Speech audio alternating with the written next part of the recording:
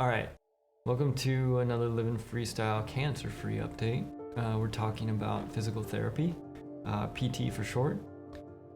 Basically, if you recall from some of the previous videos, we'd kind of gotten to the point where, we could straighten our arm and we were cancer-free. So now what happens? Well, the way the doctor explained it to me was you are basically now recovering from a gnarly sports injury. Well, what does that look like for the next 3 months? Basically, once I got my arm straight, then there was kind of like this whole series of exercises that I was supposed to be doing.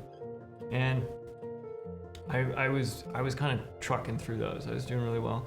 I went in to see the doctor. They were very excited with my progress, to the point where he's like, you don't need the sling anymore.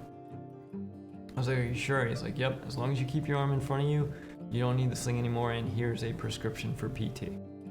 Well, there was about a 1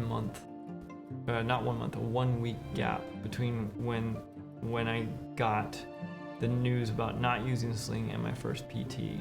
And there were a couple of things that happened in that time frame. I felt like I took a whole lot of steps back, and it seemed like it could have been because I went out of the sling too fast. Now look, in hindsight, when you go back and you look at the muscle development and everything, it's probably not what it was. But I think if I had weaned myself off the sling instead of going cold turkey, I would have at least crushed any shadow of a doubt that that's what potentially caused the setbacks.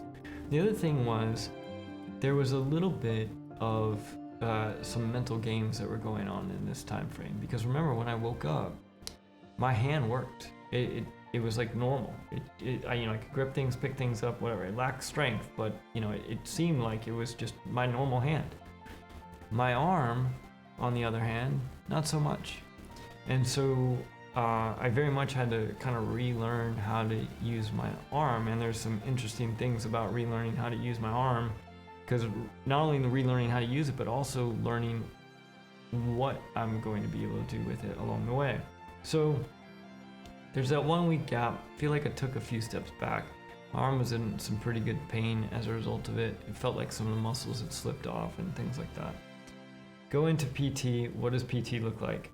Well, basically, you go in there, quick little shoulder muscle massage to loosen things up, and then the physical therapist yanks my arm into excruciatingly painful positions that you wouldn't think you should be doing so soon after surgery. I'm talking like kicking the table, trying not to kick the table type pain. And then they ice you up and send you out the door. And so those were fun. But the whole point of all of that is to basically for scar tissue and range of motion. Now, they very quickly figured out that I was doing all of my homework, if you will. And as a result of that, they made it so I didn't have to go in all the time. I would basically go in once a week. I guess a lot of people aren't willing to put themselves through the pain, but I definitely did pain on my own to the point where they were really happy with my progress. Now, the other kind of mental thing that was kind of going on with this was there was at least room for doubt, or I was wondering, if I had made the right call in the type of arm I'd gotten. And also there were some thoughts that were entering my brain as far as like, if they had taken the whole arm, I would probably already be kite surfing again, relearning how to kite surf. I'd have a different kind of pain. I'd probably have phantom arm pain, but I would not have the mental stress that the implant at any minute is going to fall off or dislocate, because they were highly stressed about this in the beginning.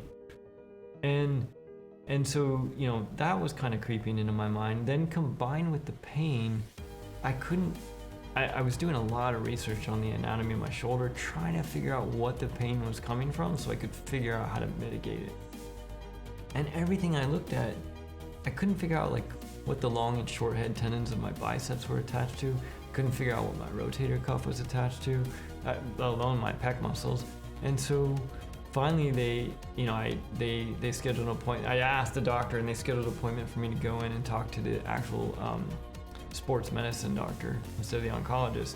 And I kind of went in there and, I started asking a bunch of questions. And I was like, I can't figure out why my bicep hurts so much. He's like, it's not your bicep.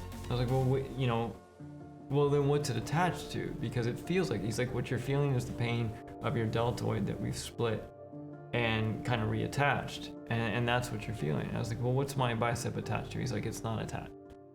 So it's not that. I was like, oh, okay. All right, well then what about my rotator cuffs? Like, I can't even figure out what that's attached to. He's like, you don't have those anymore. I was like, oh, good to know. Great to know.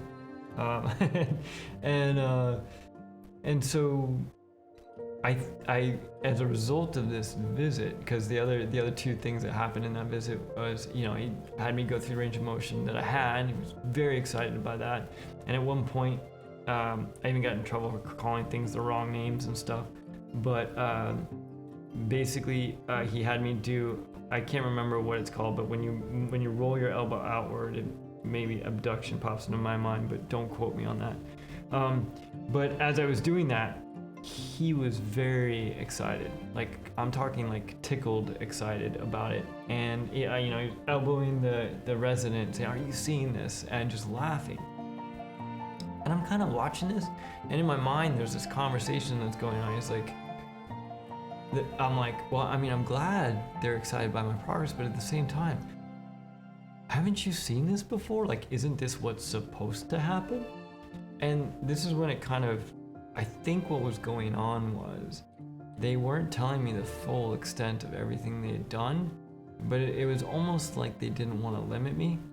And that's why they just hadn't given me all the information, which was cool. It was just kind of just an entertaining experience to go through in a weird kind of way. And that also explains why they were so concerned about the dislocation, because there's just literally nothing supporting my arm at this point. And that's pretty much how that 3 months went.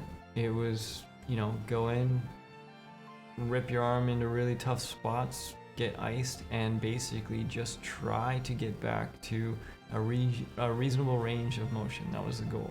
Get to range of motion. Long before strengthening range of motion. And then at the same time, also had kind of like my 3-month check-in. And this was like the first of my scans. Went in, took a look at the lungs, making sure nothing, and everything looks good. The one piece in my lungs that they're hoping stays stable, that is still stable. That's not moving. So that was really good. The muscle development, they were super happy with. This is also where I learned they also kind of went really slow with me at first, because where the bone, where the implant went into my bone, that cement, they didn't want that to loosen because they didn't want it kind of shaking around in there. And so they went super slow with me the first few weeks and stuff like that. So a lot of learning, a lot of mental stuff that was going on as a result of just trying to figure out and understand where pain was coming from. But overall, that's literally what the first 3 months was. And everything I understood from the physical therapist was that was probably going to be how the next few were going to go as well, because it wasn't about strength. It was all about range of motion. But we're making progress, and I don't have any videos from that time frame. I don't think I actually decided I was going to do this till about the 6-month mark. I do have some update videos from that time where you can actually see what my arm looked like and some of the progress from that time frame. So thanks for checking out the video, and I will catch you all on the next one. Sweet.